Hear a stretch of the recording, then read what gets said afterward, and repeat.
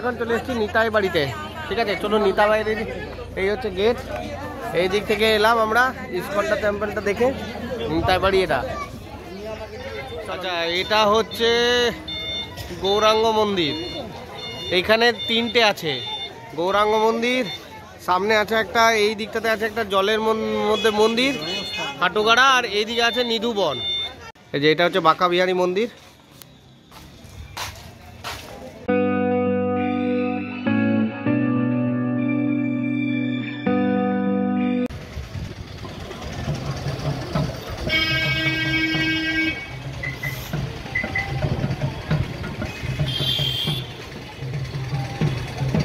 Good morning বন্ধুগণ, আশা করি সবাই ভালো আছেন। হ্যাঁ, তো আমরা আজকে আছি তারাপীঠে। আজকে তারাপীঠে একটা সুন্দর সকাল, এত রোদ ঝলমলে সকাল হয়ে গেছে। তো যেটা আপনারা হয়তো আগের ভিডিওতে দেখেছেন, আমরা আগের দিনই পুজো টুজো দিয়ে দিয়েছি। তো আজ আমরা তারাপীঠ থেকে সকালে বেরিয়ে যাব। আমরা যাব বীরচন্দ্রপুর। বীরচন্দ্রপুরে কিছু দর্শনীয় স্থান আছে। জগন্নাথ মন্দিরের আদলে কিছু মন্দির, জগন্নাথ দেবের মন্দির আছে, নিতাই প্রভুর বাড়ি আছে। তো সেগুলো আমরা দেখতে যাব। তো কী কী জায়গা দেখব, বীরচন্দ্রপুরে কোথায় কী আছে, সব কিছু আপনাদেরকে এই ব্লগে আপনাদেরকে দেখাবো। তো এখন আমরা হোটেলে আছি। আমাদের হোটেলটা তো এই যে মা তারা ইন্টারন্যাশনাল হোটেল। আমি ডিটেলস আমি ডেসক্রিপশন বক্সে দিয়ে দেবো। কেউ আপনারা যদি আসতে চান, আপনারা ওখানে কন্ট্যাক্ট করে আসতে পারেন। আমরা 5 জন এসেছি। তো একটা বড় রুম নিয়ে নিয়েছি। বড় রুমে একটা এক্সট্রা ম্যাট্রেস ওরা দিয়েছিল। 4 জনের শোয়ার জায়গায় এক্সট্রা একটা ম্যাট্রেস, বালিশ আর চাদর দিয়েছিল, ব্ল্যাঙ্কেট দিয়েছিল। যেহেতু ঠান্ডার সময় ব্ল্যাঙ্কেট লেগেছিল, তো ব্ল্যাঙ্কেট আমরা আরামসে শুয়েছি, খুব কোনো অসুবিধা হয়নি। হ্যাঁ, সকাল সকাল উঠে পড়ে আমরা এবার সব রেডি হয়ে গেছি। এবার এখান থেকে বেরোবো, ব্রেকফাস্ট করবো, আমরা বীরচন্দ্রপুরের উদ্দেশ্যে যাব। ঠিক আছে, এই যে আমরা যে হোটেলটা আছি, এই হোটেলের অপোজিটেই এই যে হোটেলটা, এই হোটেলটা হচ্ছে হোটেল সোনার বাংলা। এই হোটেলটা হচ্ছে হোটেল সোনার বাংলা, হোটেল সোনার বাংলা হোটেল। আর তার অপোজিটেই এই যে চৌমাথাটা, তার কাছেই রয়েছে আপনার হোটেল রাজমহল। তারপরে প্রচুর হোটেল। মনে পড়ে আমি তারাপীঠ এসেছিলাম অনেক বছর আগে। তারপর আমি তো বাইরে চাকরি বাকরি বা পড়াশোনার ক্ষেত্রে আবার বাইরে চলে যাই। তখন তারাপীঠে এত হোটেল ছিল না। আমি যখন এসেছিলাম অনেক বছর আগে, বলতে গেলে এখন প্রায় 10 বছর তো বলতেই পারি। তো এত হোটেল ছিল না। এখন এসে পুরো তারাপীঠের পুরো রূপই বদলে গেছে। যথেষ্ট ভালো ডেভেলপমেন্ট হয়েছে। রাস্তাঘাটও মোটামুটি একটু পরিষ্কার পরিচ্ছন্ন হয়েছে। আর একটু ভালো পরিষ্কার পরিচ্ছন্ন হওয়া উচিত, কারণ এটা আমাদের বাঙালিদের এটা তীর্থস্থানের মতোই। প্রচুর ভিড় তারাপীঠে। আজকে হচ্ছে অমাবস্যা। আমাদের প্রোগ্রাম ছিল আজ সকালে দেওয়ার, কিন্তু আমাদেরকে এখানে সবাই বললো আপনারা আজ ভোরে পারবেন না। আমার মা আর আমার শাশুড়ি দুজনেই গেছিলো সকালবেলাতে মন্দির দর্শনে। তো প্রচুর ভিড়। সকাল ভোর 6টার সময় গেছে, ভোর 6টা থেকে এত ভিড় যে আমরা হয়তো পারতাম না আজকে। ভিআইপি লাইনেও প্রচুর ভিড়, জেনারেল লাইনেও প্রচুর ভিড় হয়ে আছে। আমরা সেই জন্য কালকেই আমাদেরকে বললো যে কালকে আপনারা পুজোটা দিয়ে দেন। তা আমরা যেহেতু কালকে পুজোটা দিয়েছি বলে আজ আমরা বীরচন্দ্রপুরটা ঘুরতে যেতে পারছি। যদি আমরা আজকে সকালে পুজোর প্ল্যানটা করতাম যে আজ আমরা পুজোটা দেবো, তাহলে আমরা হয়তো বীরচন্দ্রপুরটা ঘুরতে যেতে পারবো না। তখন আমাদেরকে এই হোটেল থেকে বললো আপনারা বীরচন্দ্রপুরটা দেখে নিন, 4-5টা দেখার জায়গা আছে। তো সেইগুলো আপনারা দেখে আপনারা বক্রেশ্বর হয়ে বর্জরা আপনারা বাড়ি ফিরে যেতে পারবেন। তো আমরা সেই জন্যে কালকেই আমরা পুজোটা দিয়ে নিয়েছি। ভিআইপি লাইনে আপনাদেরকে বললাম আগের ভিডিওতে 500 টাকা দিয়ে ভিআইপি লাইন। তো খুব তাড়াতাড়ির মধ্যেই হয়ে গেছিলো। মোটামুটি আমাদেরকে 1 ঘন্টার মতো দাঁড়াতে হয়েছিল, যেখানে জেনারেল লাইন অনেকটাই ভিড় ছিল। তো খুব তাড়াতাড়ির মধ্যে পুজো দেওয়া হয়ে গেছে। এরপরে আমরা আজ সকালে বেরোবো বীরচন্দ্রপুর। তো চলুন আগে ভিডিওটা দেখতে থাকুন। হ্যাঁ, তো আমরা বীরচন্দ্রপুরে কোথায় কী ঘুরছি, কীভাবে ঘুরছি, আমরা নিজেদের গাড়িতে এসেছি, গাড়িতে করে ঘুরবো। কোথায় কী ঘুরছি সব কিছু আপনাদেরকে এই ব্লগে দেখাবো। যদি ভালো লাগে তাহলে ভিডিওটা একটা লাইক করে দেবেন, আর চ্যানেলটা আমাদের সাবস্ক্রাইব করে নেবেন। Welcome to Bengali romance channel. Thank you. আচ্ছা, চলুন তাহলে এবার আমরা যাত্রা শুরু করি বীরচন্দ্রপুরের দিকে। এবারে বীরচন্দ্রপুরে যাওয়ার আগে আমাদেরকে একটু ব্রেকফাস্ট করতে হবে। তো আমরা কালী মায়ের মন্দিরের দিকেই যাব। দেখি যেখানে ভালো রেস্টুরেন্ট পাবো একটু খাওয়ার জন্য, খেয়ে নেবো। তারপরে ব্রেকফাস্ট করে আমরা বীরচন্দ্রপুরের দিকে যাই। তো এখন বাজছে 9:50, সকাল 9:50-এ আমরা বেরোচ্ছি বীরচন্দ্রপুরের উদ্দেশ্যে। চলুন আগে দেখতে থাকুন। বন্ধুগণ, তাহলে বীরচন্দ্রপুর ঘুরতে যাওয়ার আগে বীরচন্দ্রপুরের সম্বন্ধে কিছু তথ্য আপনাদের সাথে শেয়ার করতে চাই। তো বীরচন্দ্রপুরের ইতিহাস হচ্ছে যে এটা হচ্ছে মেন হচ্ছে নিত্যানন্দ প্রভুর জন্মস্থান।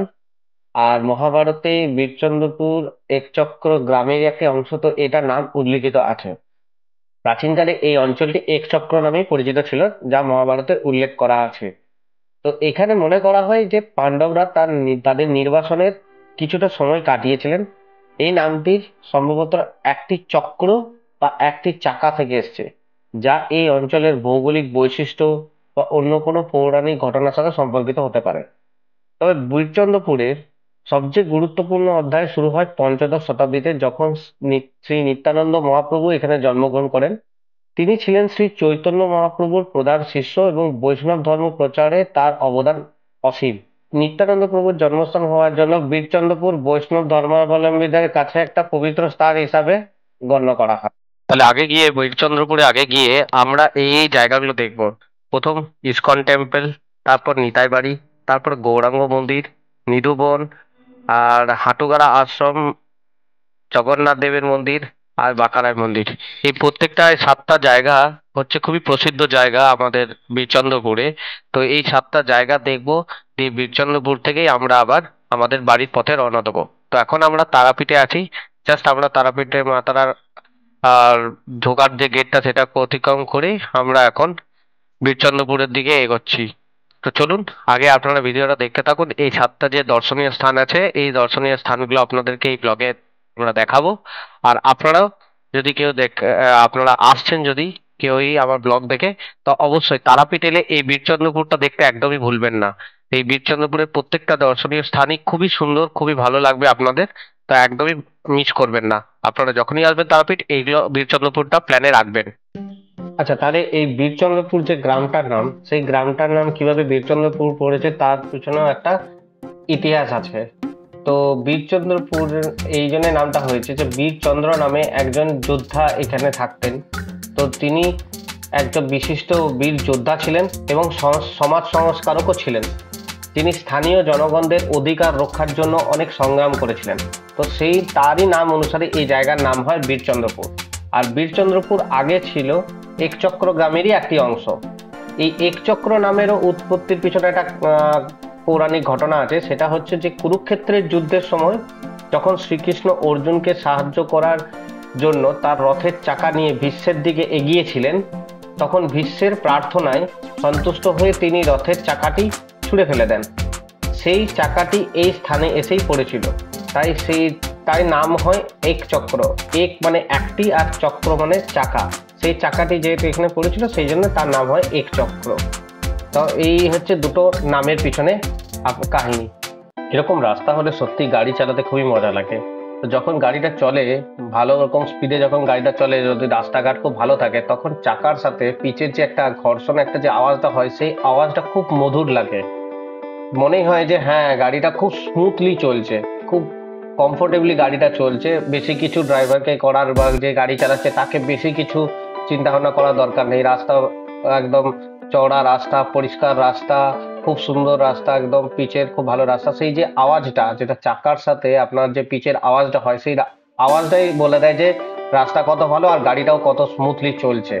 সত্যি এই রাস্তাগুলো এরকমই যদি আমাদের দেশের প্রত্যেকটা রাস্তা হতো তাহলে খুবই ভালো হতো। আচ্ছা বন্ধুগণ, আমরা তাহলে এখন চলে এসেছি বীরচন্দ্রপুরে। তো বীরচন্দ্রপুরে আমরা একটা জায়গায় একটু দাঁড়ালাম। আমরা যে জায়গাগুলো দেখার, সেই জায়গাগুলো কে পেরিয়ে আমরা একটু এসে ফাঁকা জায়গায়, এখানটাতে ফাঁকা জায়গাটা দাঁড়ালাম। দেখতে পাচ্ছেন যে গাড়ি দাঁড়ালাম। এখানে আমরা কি করব? বনভোজন করব। বনভোজন মানে মুড়ি বনভোজন। হ্যাঁ, মুড়ির পিকনিক হবে। চপ নিলাম আর মুড়ি আমাদের নিয়ে এসেছি। একদম এই যে জারিকানে করে একদম মুড়ি রেডি করা আছে। মুড়ি মাখছে, মা মুড়ি মাখছে, অর্পিতা মুড়ি মাখছে, শাশুড়ি মা মুড়ি মাখছে। মুড়ি মেখে আমরা মুড়ি খাবো। তারপরে এইখানে একটা জায়গাতে 5টা মন্দির আছে, আর একটা জায়গায় 2টো মন্দির আছে। আপনাদেরকেও আমরা দেখাবো যে কী কী দর্শন করলাম, কী কী জায়গা, কোন দিক দিয়ে আমরা সব দেখিয়ে দেবো। ঠিক আছে? তো এখন আমরা আছি বীরচন্দ্রপুরে। এই যে এই রাস্তাটা, এই রাস্তাটা ধরে আমরা যাব। আমরা পেরিয়ে এসেছি, অনেকটা এগিয়ে এসেছি। তো এই দিক দিয়ে গিয়ে পরে আমরা ইসকন টেম্পল আছে, নিতাই প্রভুর মন্দির আছে, জগন্নাথ টেম্পল আছে, মা কালীর টেম্পল আছে, অনেকগুলো আছে।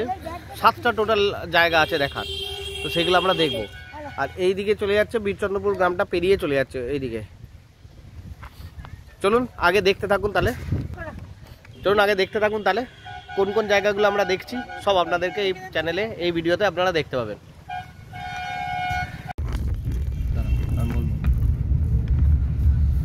হ্যাঁ দেখাও এখান থেকে। এই দেখুন এই সামনের রাস্তাটা হচ্ছে আপনারা যখন আসবেন তারাপীঠ থেকে সোজা সোজা এসে পরে বাঁদিকে এই দিকটা, এই যে বাঁদিকে যে রোডটা আছে সেই রোডটাতে ঢুকতে হবে।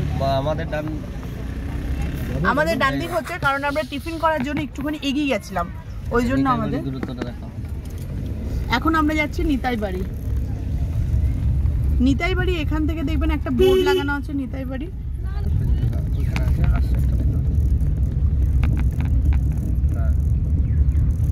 দেখুন লেখা আছে নিতাই বাড়ি দূরত্ব এত আসছে। দেখো ইসকন এক চক্র ইসকন থেকে তো ফিরে নিয়ে এসে বাস করে ফিরে নিয়ে আসে, ইসকন মন্দির থেকে তো বেশি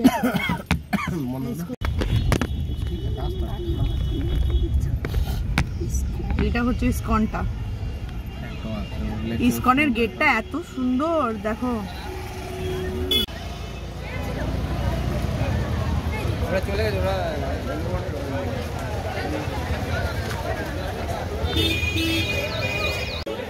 এই যে এটা হচ্ছে ইসকন, এটা হচ্ছে ইসকন টেম্পলটা।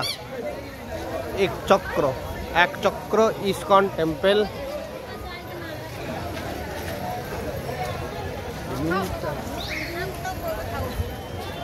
অনেকটা জায়গা নিয়ে করেছে।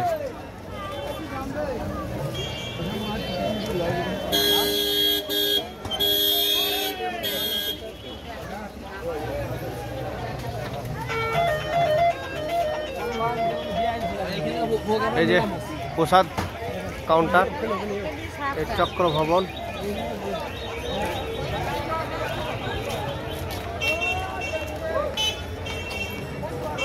এই যে ইসকন টেম্পলটা,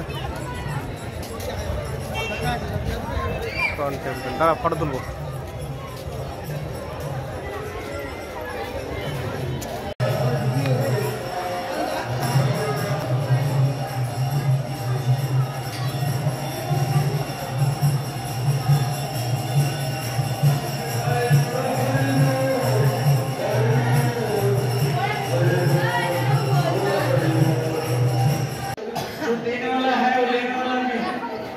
দেওয়ার মালিক ও নেওয়ারও মালিক, এই আওয়াজকে ভগবানের জন্য উঠানো উচিত।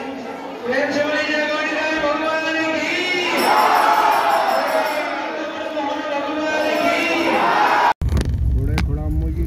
আমরা এখন নিতাই বাড়ি যাচ্ছি।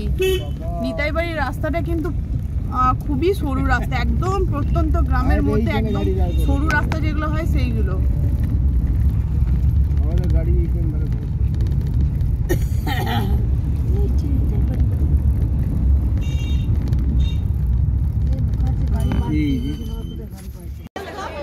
আমরা এখন চলে এসেছি নিতাই বাড়িতে। ঠিক আছে, চলো নিতাই বাড়ির এই হচ্ছে গেট। এই দিক থেকে এলাম আমরা ইসকনটা টেম্পলটা দেখে। নিতাই বাড়ি এটা, চলো নিতাই বাড়ি দেখি।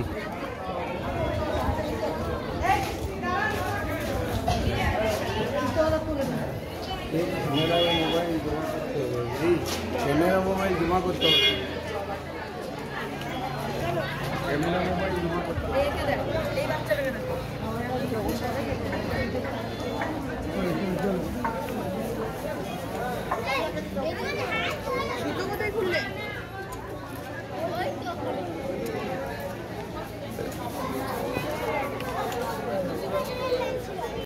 আচ্ছা, এটা হচ্ছে গৌরাঙ্গ মন্দির। এইখানে তিনটে আছে গৌরাঙ্গ মন্দির। সামনে আছে একটা, এই দিকটাতে আছে একটা জলের মধ্যে মন্দির হাটুগাড়া, আর এইদিকে আছে নিধুবন। চলুন গৌরাঙ্গ মন্দিরটা দিয়ে শুরু করি আগে। এই যে গৌরাঙ্গ মন্দিরটা দিয়ে, এটা আমরা এখন গৌরাঙ্গ মন্দিরের ভেতরে ঢুকছি।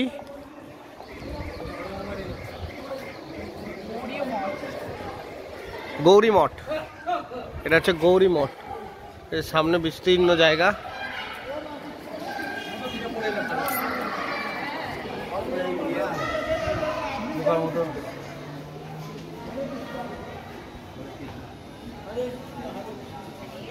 এখানে মহাপ্রসাদ ভোগ পাওয়া যায়। হ্যাঁ এই যে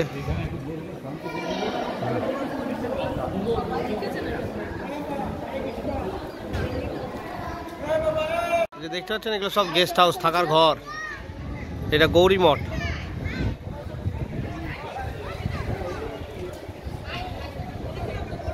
এখানে আরো দুটো জায়গা আছে, একটা হচ্ছে নিধুবন, আর ওটা হচ্ছে পঞ্চপাণ্ডবদের জায়গা, আর একটা হচ্ছে মন্দির আছে যেটা জলের উপরে। চল দেখি কি আছে, আপনাদেরকেও দেখাচ্ছি, দেখতে থাকুন আগে।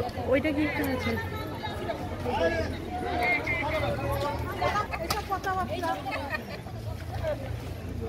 গুরুদেবের স্তুতি, ভক্তি নির্মল আচার্য মহাশয়।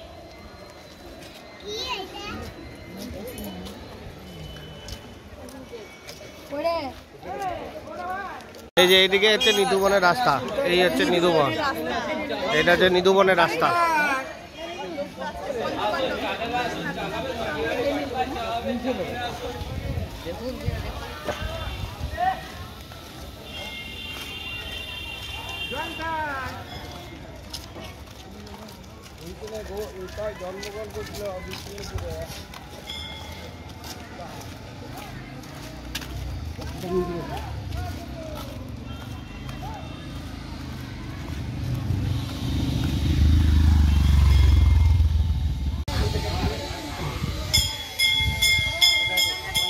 এটা রাসবিহারী, শ্রী রাধা রাসবিহারী টেম্পল।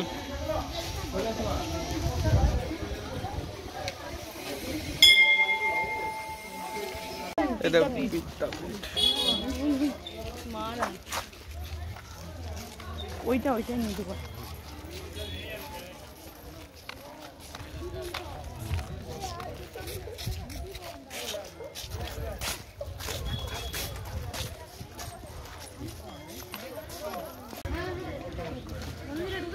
এটা হচ্ছে নিধুবন, এখানে নিধুবন।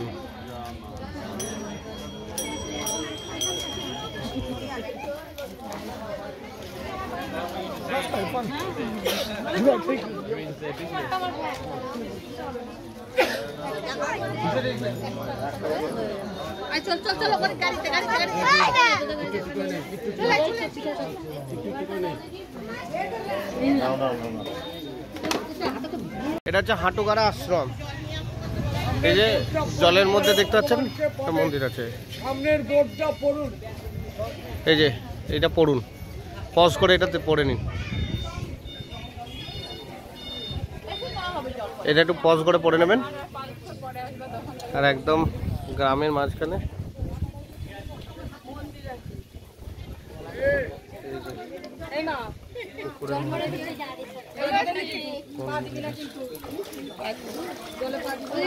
একদম পুকুরের মধ্যে মন্দির আছে। এই যে পুকুরের মধ্যে মন্দির।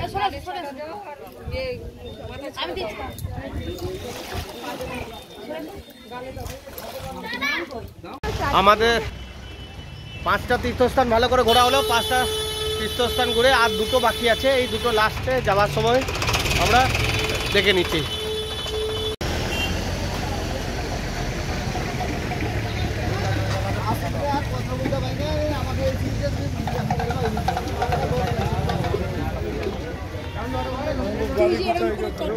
দাঁড় করিয়ে এলি, এটা যদি স্পিড ড্রাইভারটা হতো না, দাঁড় করিয়ে দিয়ে চলে এলি সানিদের মতো। সানি হলে আমাকে দুটো গাল দিত। আরে বাজে গাল দিব তো মেয়ে ছেলে।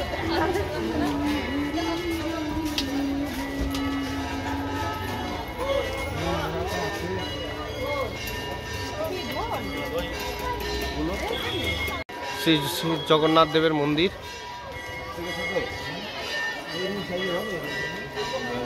এখানে আছে জগন্নাথ দেবের মন্দির। এইটা মন্দির, ভেতরে ছবি তোলা নিষিদ্ধ, তাই মোবাইল বন্ধ করতে হবে। এই যে এটা হচ্ছে বাঁকা বিহারী মন্দির, নিত্যানন্দ প্রভু শুভ জন্মতিথি। এটা আমাদের শেষ স্থান, টোটাল 7 নম্বর জায়গা এটা আমাদের।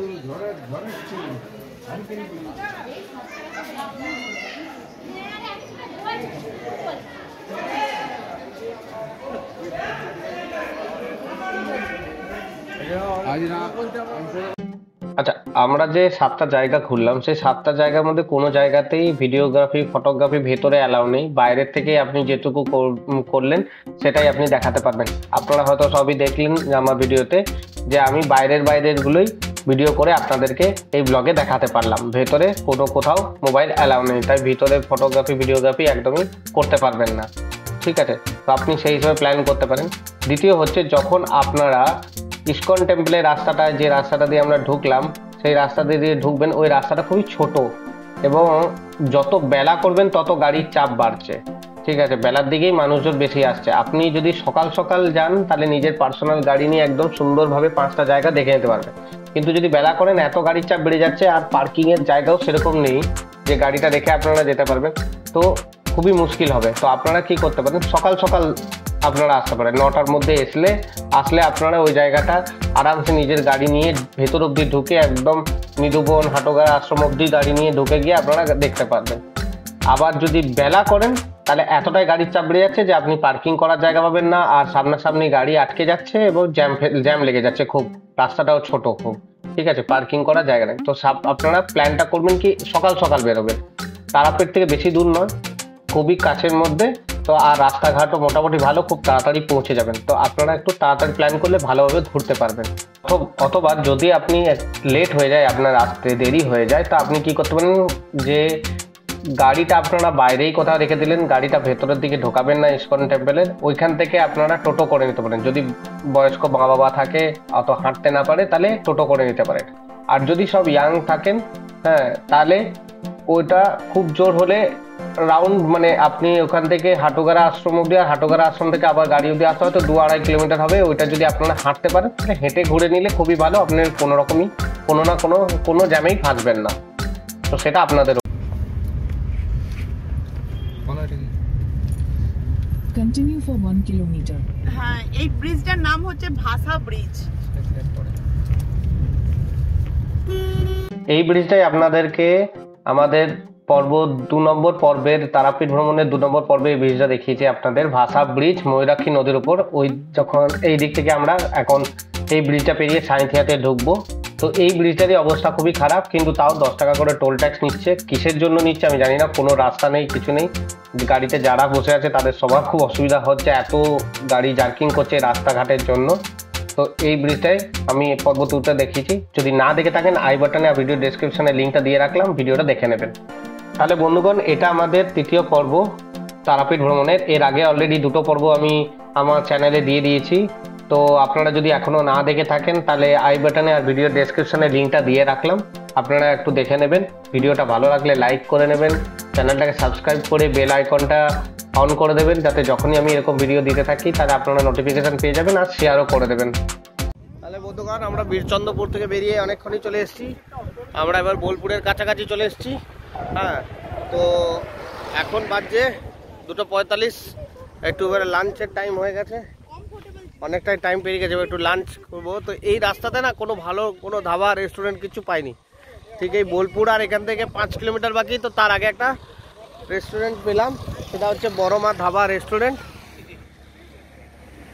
এইখানে বড়মা ধাবা ও রেস্টুরেন্ট, এখানে দেখি খেয়ে পরে কীরকম কী আছে আপনাদেরকে ফিডব্যাক দেবো যে আপনারা এখানে খাওয়া যাবে কিনা। গাড়ি তো অনেকগুলোই আছে দাঁড়িয়ে, তো দেখে তো মনে হচ্ছে যে হ্যাঁ হতে পারে, ভালো কোয়ালিটির খাবার পাওয়া যেতে পারে। তো চলুন দেখা যাক কীরকম কী খাবার পাওয়া যায়। আমরা লাঞ্চটা সেরে নিই। এখানে আমরা ভাত পেলাম না, এত মানে কর্মচারী নেই, কেউ নেই, বলছে ভাত দিতে পারবো না। ওরাই হাত জোর করে দিচ্ছে, আর তারপরে আবার বলছে ভাত চাপিয়েছি, একবার বলছে ভাত নেই, একবার বলছে ভাত চাপিয়েছি। তার থেকে আমরা বেরিয়ে যাওয়াটাই পছন্দ করলাম, যে বেরিয়ে যাই, গিয়ে অন্য কোথাও দেখি যদি কিছু পাওয়া যায় কিনা। হ্যাঁ, তো চলুন আপনাদেরকে দেখাবো আমরা কোথায় খাচ্ছি, কি খাচ্ছি, আর কি কোয়ালিটি, সেরকম আমি সব দেখাবো। ঠিক আছে,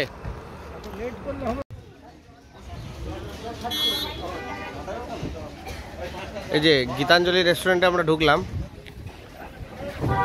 এবার লাঞ্চ করার জন্য গীতাঞ্জলি রেস্টুরেন্টে আমরা ঢুকলাম, দেখি কীরকম কি লাঞ্চ পাওয়া যায়। অলরেডি প্রায় 3টে। এই যে কি সুন্দর বসার সিটিং অ্যারেঞ্জমেন্টগুলো দেখুন, হাটের মতো করা আছে।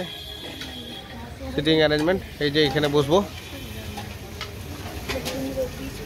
গীতাঞ্জলি রেস্টুরেন্টে আমরা খাওয়া দাওয়া কমপ্লিট করলাম, দুপুরে লাঞ্চ, ঠিক আছে, 5 জনে খেলাম, মোটামুটি 780 টাকার মতো বিল হলো। আমাদের সব কিছু থালি সিস্টেম ছিল, চিকেন থালি, ভেজ থালি আর এগ থালি ছিল। খাওয়া দাওয়ার কোয়ালিটি ভালো, সবই ভালো। আপনারা ভালোভাবে হাটে বসতেও পাবেন, অসুবিধা কিছু নেই। তো এই দিক দিয়ে যখন এই রাস্তাটা, এইদিকে আমরা এখন বোলপুরের দিকে যাব, আর রাস্তাটা এটা যাচ্ছে তারাপীঠের দিকে, আর এইটা যাবে বোলপুরের দিকে। এই দিকেই আমরা এখন যাব। আপনারা এই হোটেলে আসতে পারেন, এখানে থাকা খাওয়া দুটোই আছে। রেটটা একটু বেশি, কিন্তু হ্যাঁ খাবারের কোয়ালিটি ভালো। পোস্ত ছিল, ফুলকপি আলুর তরকারি ছিল, তো এমনি খাওয়া দাওয়া ভালো। আপনারা যদি এই দিক দিয়ে যাচ্ছেন তো ওখানে খাওয়া দাওয়া করতে পারেন, তারাপীঠ যাচ্ছেন বা তারাপীঠ থেকে ফিরছেন তখন খাওয়া দাওয়া এখানে করতে পারেন, কারণ এরপরে কোনো ধাবা বা হোটেল সেরকম ভালো নেই, ঠিক আছে। আমরা তো গোটা রাস্তাটা চলে এলাম, তো আমরা দেখতে পাইনি সাঁইথিয়া লাইনের এই সাঁইথিয়া রোডটাতে, এই রোডে সেরকম ভালো ধাবা রেস্টুরেন্ট নেই একদমই। তো এই রেস্টুরেন্টটাই বোলপুরের কাছে একদমই, এই রেস্টুরেন্টটা আপনারা টার্গেট করে এখানে খাওয়া দাওয়া করে আপনারা এবার যেদিকে যাওয়ার সেদিকে যেতে পারেন। বন্ধুগণ, তাহলে এখানেই ভিডিওটা শেষ করলাম, ব্লগটা শেষ করলাম। তারাপীঠ ভ্রমণ আমাদের সিরিজ এখানেই কমপ্লিট হয়ে গেল, শেষ হয়ে গেল। আপনাদের যদি ভিডিওটা ভালো লেগে থাকে লাইক করে নেবেন, শেয়ার করে নেবেন, আর চ্যানেলটা সাবস্ক্রাইব করে বেল আইকনটা অন করে